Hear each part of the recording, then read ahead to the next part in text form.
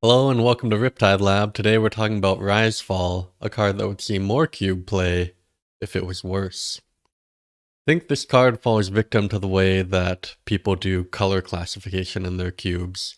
A lot of people don't run 3-color cards and so won't run a card like this, but make no mistake, this is first and foremost a Demir card, and in my experience, the right half of the card very rarely gets used.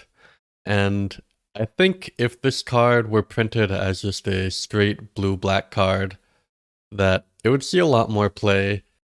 Bouncing a creature and putting a card in your hand is a very efficient tempo play at 2 mana, and this card has only gotten better since I added self-mill to my environment. For one, you have more cards to choose from your graveyard, and a lot of times what will happen when you're playing self-mill is that you'll kind of accidentally mill something like a Tasigur, which you'd rather cast, and Risefall gives you a very cheap way to get those cards back into your hand.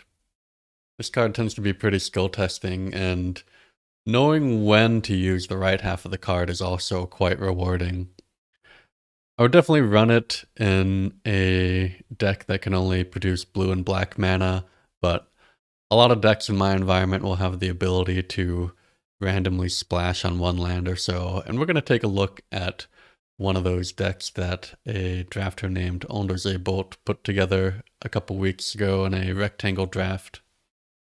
This deck is a blue-white double splash deck with a lot of cool interactions. You have the Jeskai Ascendancy with Lingering Souls, which only works with the double splash.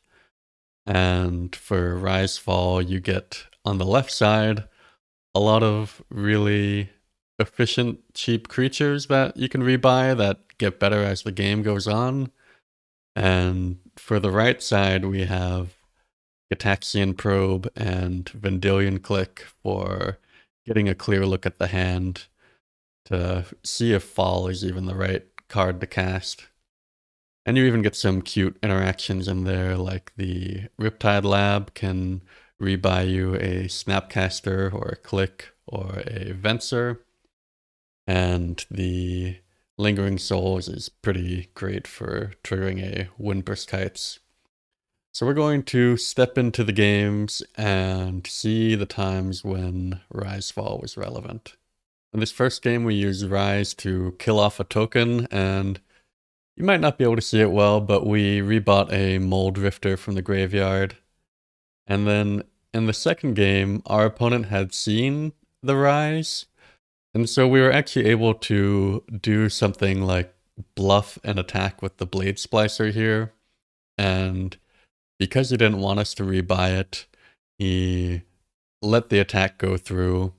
And in the end, we just ended up casting the Lingering Souls that turn.